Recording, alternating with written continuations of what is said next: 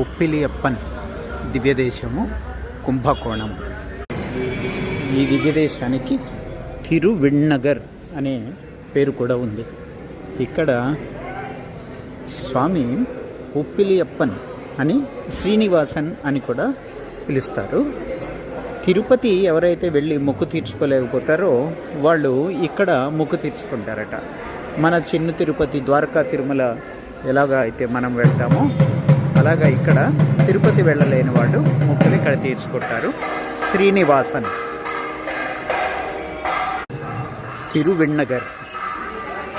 గజేంద్ర స్వామి ఇక్కడ భూదేవిని వివాహం చేసుకున్నప్పుడు ఆవిడ చాలా చిన్న వయసు.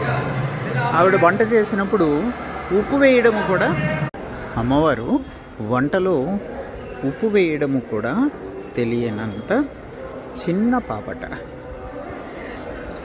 అయితే స్వామికి ఆ వంట చేసి పెడితే స్వామి ఎంతో ఇష్టంగా ఆ ఉప్పు లేని వంటే తిన్నారంట. ఎప్పుడు అలా ఉప్పు లేకుండానే తినేవారంట ఇక్కడ స్వామి. కాబట్టి ఉప్పు ఇళ్ళ అప్పన్, ఉప్పలి అప్పన్ అయ్యాడు ఇక్కడ స్వామి. ఉప్పలి అప్పన్న స్వామి. ఇప్పటికీ కూడా స్వామి ప్రసాదంలో ఉప్పు ఉండదు ఈ దేవాలయంలో. శ్రీనివాసన్ పెరుమాళ్, ఉప్పలి అప్పన్, ఉప్పు లేని అప్ప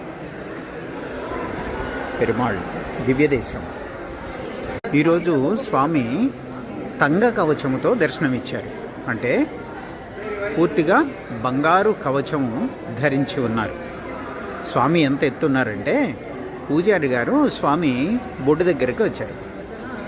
అంత ఎత్తుగా సుందరముగా అభయం ఇస్తూ వెంకటేశ్వర స్వామి లాగానే ఉన్నారు. శ్రీనివాసన్ అనే పేరుతో పిలువబడుతున్నారు. కాబట్టి తిరుపతిలో మొక్కల్ని కూడా ఇక్కడ తీర్చుకుంటారు. ఉప్పలి అప్పన్.